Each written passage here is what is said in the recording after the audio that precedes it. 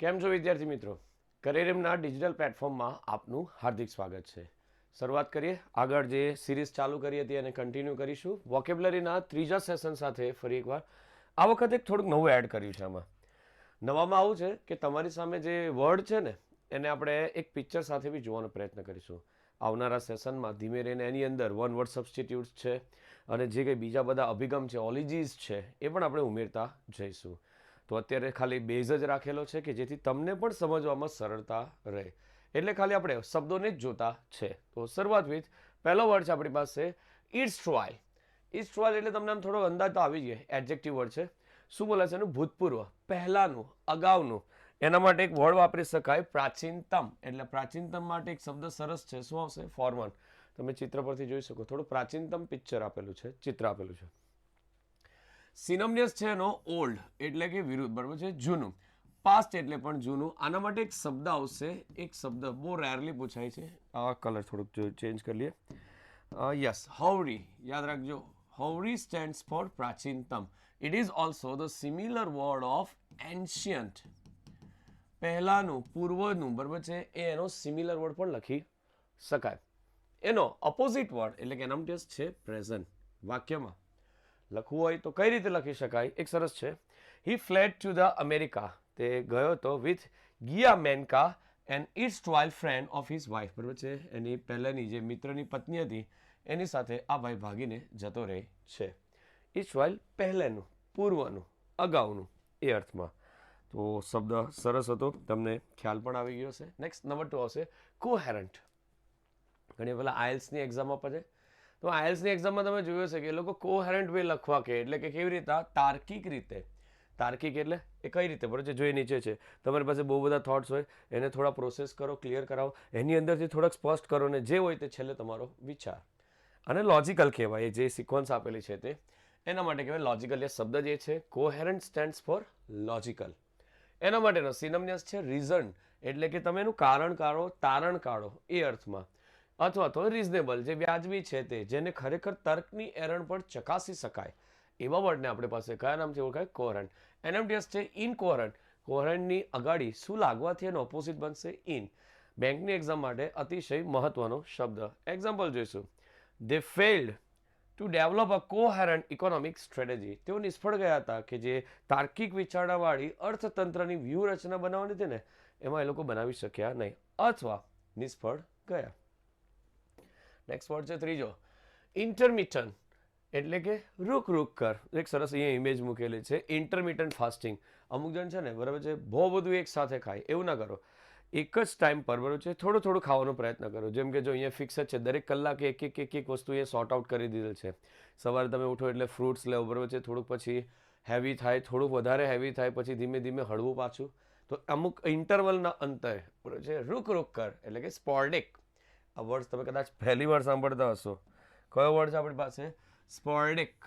સ્પોર્ડિક એટલે ઊભા રહે, થોડી વારે. જસ્ટ લાઈક તમને ખબર હશે રોનાલ્ડો એ 6 વાર ખાય પણ એક ડીશ ભરીને જ ખાય. ખ્યાલ આવે? આપણી જેમ નહીં, બરાબર છે, ગમે તેમ. યસ, જો કે આપણે બી વ્યવસ્થિત જમતા છે. સિનોનિમસ ઇરેગ્યુલર, અનિયમિત અથવા ફિટફુલ. આના માટે એક આ જ શબ્દ બહુ સરસ છે, સ્પોર્ડિક. ઇન્ટરમિટન્ટ એક અમુક ચોક્કસ સમયના અંતરે. એનામટેસ છે કન્ટિન્યુઅસ, સતત થતું હોય તે. એક એક્ઝામ્પલ સરસ છે. Shortly afterward he fell ill of an intermittent fever. ઘણી વાર બોલે થોડી વારે તાવ આવે, થોડી વાર એ અર્થમાં.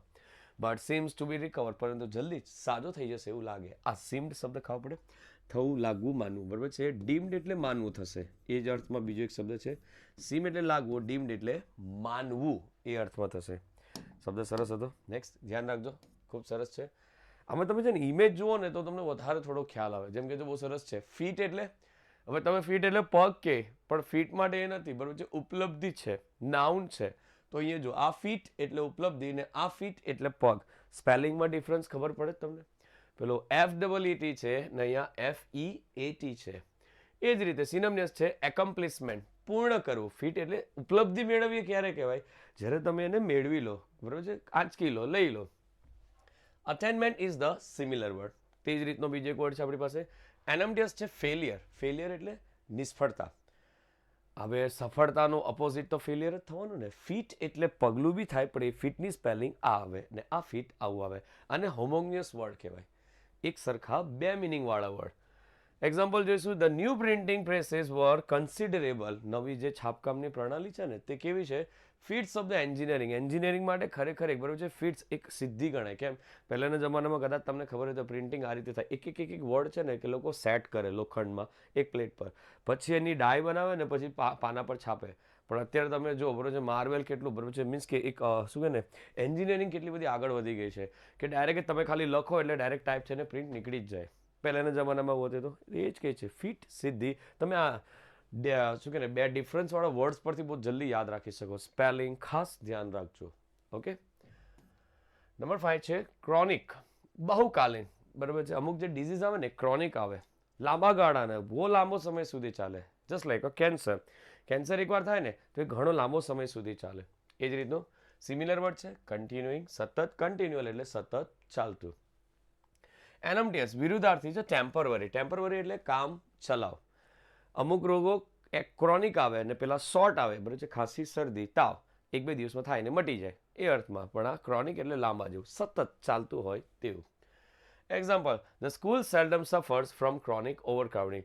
શાળામાં ભાગ્ય જેવું જોવા મળે કે બરોબર છે વધારે પડતું એમાં ટોળું થઈ જાય. લગભગ સ્કૂલોમાં સંખ્યા એટલી પૂરતી જ હોય છે, બધી સ્કૂલોમાં વેચાઈ જતું હોય. ક્રોનિક કેવા છે? એક સરસ છે વર્ડ તમને કામ બી લાગશે. પ્રોમ્પ્ટ આવે. પ્રોમ્પ્ટ એટલે શીઘ્ર, જલ્દી, ક્વિક. જેમ કે અહીંયા એક ઇમેજ મૂકેલી છે ચેટ જીપીટીની. ચેટ જીપીટીમાં તમે કંઈ બી પૂછો ને એટલે તરત તમને જવાબ આપે. શીઘ્ર, પ્રોમ્પ્ટ આન્સર. શબ્દ યાદ રાખજો ચેટ જીપીટી સાથે સાંકળીને. સિનોનિમ્સ છે સ્વિફ્ટ, રેપિડ. જો તમને પરીક્ષામાં સ્વિફ્ટલી આપે તો તમારે પછાડી રેપિડલી લખવાનું, એટલે જે સિલેક્ટ કરવાનો વર્ડ આવે તે યાદ રાખજો. પ્રોમ્પ્ટ ઝડપી, સ્વિફ્ટ ઝડપ, રેપિડ ઝડપ. એ જ રીતના એનો ઓપોઝિટ વર્ડ છે સ્લો, ધીમું. એ તો આપણને બી ખ્યાલ આવી જાય. પણ આ એક શબ્દ સરસ છે. She would have died but for the prompt action of the 2 ambulance men. તેની તરત જ બરાબર છે શું કે would have died કદાચ મરી જતે, પરંતુ જો for the prompt action of the 2 ambulance men પેલા બે એમ્બ્યુલન્સના એટલે કે વૃગણવાહિની વાળાઓએ તરત જ એને બચાવી લીધો. પ્રોમ્પ્ટ ઝડપી. નેક્સ્ટ વર્ડ છે એક્સપોઝડ. ઘણીવાર આપણે બરોબર એક્સપોઝ કરે બરોબર છે ખલાસો કરીએ એ અર્થમાં. શું કહે છે? વલ્યુનરેબલ. આ છે ને વર્ડ એ બેંકની એક્ઝામમાં, એસએસસીની એક્ઝામમાં બહુ વાર પૂછાયો છે. શબ્દ રાખજો. વલ્યુનરેબલ એટલે શું? અભેદીય. ડિફેન્ડન્સલીસ અને અનડિફેન્ડન્સીસ. બરાબર છે. જેને ઓળખી ન શકાય, જાણી ન શકાય એટલે કે ભેદીય. એને કાઢવાનું છે બહાર. એક્સપોઝ ડિફેન્સિબલ. બરાબર છે કે જેને ડિફેન્સિબલ કરી શકાય તેવું. અહીંયા લેસ છે, અહીંયા SIBLE છે. The army expose right flanks was under attack. તે લોકોએ બહાર કાઢી દીધું કે ભાઈ આ જ છે, આ લોકોએ જ બરાબર છે હુમલો કરેલો છે. શબ્દ સરસ છે. વલ્યુનરેબલ, મોસ્ટ MP. નોટબુકમાં લખી લેજો, ખરેખર મહત્વનો વર્ડ છે. નેક્સ્ટ કોગ્નિજન્ટ. જાણકાર. કોઈકને આપણે માહિતી આપીએ, અવેર કરીએ, જાગૃત કરીએ. કોગ્નિજન્ટ. આનો ઓપોઝિટ વર્ડ બહુ સરસ છે. કયો આવશે? ઇનકોગ્નિજન્ટ અથવા ઇગ્નોરન્ટ. આનો સિમિલર વર્ડ જો ઉપર શું કહે છે? કોન્શિયસ, જાગૃત, અપ્રેસ, વખાણવા યોગ્ય. એક્ઝામ્પલ સેન્ટેન્સ છે she must be cognizant of the political boundaries within which she work. તદ્દન સહેલું વાક્ય છે. તેણી પોતે ઓળખાઈ જતી હતી રાજકીય તરીકેની બાઉન્ડ્રીઓથી વિધિન વિચ શી વર્ક કે જેમાં એ કામ કરતી હતી. નેક્સ્ટ આવશે નોવેલ. ખાસ આપણે નોવેલ જોયું છે. Novel corona virus. નવો નવલકથા નથી. નોવેલ એટલે નયા. જો એવું ઇમેજ બી મૂકેલી છે. Original, unusual. જે સામાન્ય નથી તે નવું છે. એ જ અર્થમાં એનો ઓપોઝિટ આવશે ઓલ્ડ. એક્ઝામ્પલ છે the disease was not novel as it was unheard until it was hit the nation. આ રોગ જ્યાં સુધી રાષ્ટ્રને લાગુ નહીં પડ્યો ને ત્યાં સુધી કોઈને ખબર પણ નહોતી. એટલે કે નવો હતો. બરાબર છે નોવેલ કોરોના વાયરસ. ને ટુડેઝ લાસ્ટ ખૂબ જ સહેલો. શું કહે છે? ઇલાઇટ, બેસ્ટ, શ્રેષ્ઠ. અમુક જણ પેલા પોતાના પરફોર્મન્સમાં જસ્ટ લાઈક ક્રિકેટર હોય, ટેનિસ પ્લેયર હોય, એ લોકો પોતાના પરફોર્મન્સમાં ઘણીવાર ઇલાઇટ પર પહોંચી જાય. ઇલાઇટ પર એટલે શ્રેષ્ઠ, બેસ્ટ. સિનોનિમ્સ પીક, ટોચી, ક્રીમ એટલે કે જે ક્રીમ હંમેશા ઉપર જ મૂકવામાં આવે એટલે કે શ્રેષ્ઠ જગ્યા છે તે. એનોમડિયમ એટલે ડિગ્રી એટલે કે ઘટાડો કરવો. આનો ઓપોઝિટ ઘટાડો થશે. Example the elite of armed forces were invited. કે જે શ્રેષ્ઠીઓ છે ને બધા જે ઊંચી પદવીવાળા એ લોકોને નિમંત્રણ આપવામાં આવ્યું હતું. એક વલ્યુનરેબલ શબ્દ નોટ કરવા જો અને બીજો એક આઈ લો શબ્દ ઇલાઇટ. ખાસ ધ્યાન રાખજો. ફરી એકવાર 10 જ શબ્દ જોતા છે, પણ એની સાથે એક સિનોનિમ્સ બી જોતા છે, એનોનિમસ બી જોતા છે. તો સેશન્સ ખૂબ જ નાના છે, પણ તમને 10માંથી એક પણ કામ લાગી જાય તો આપણું સફળ થશે. ઓકે, તો આવનારા સેશનમાં તમારી અંદર બીજું શું જોઈએ છે, જો તમને એવું લાગે કે કંઈ જણાવવા જેવું છે તો મને કોમેન્ટ કરીને જણાવજો. આપણે 100% આપણે યોગ્ય હશે તો એને નીચે ઉમેરવાનો પ્રયત્ન કરીશું. ઓકે, મળીએ બીજા સેશનમાં.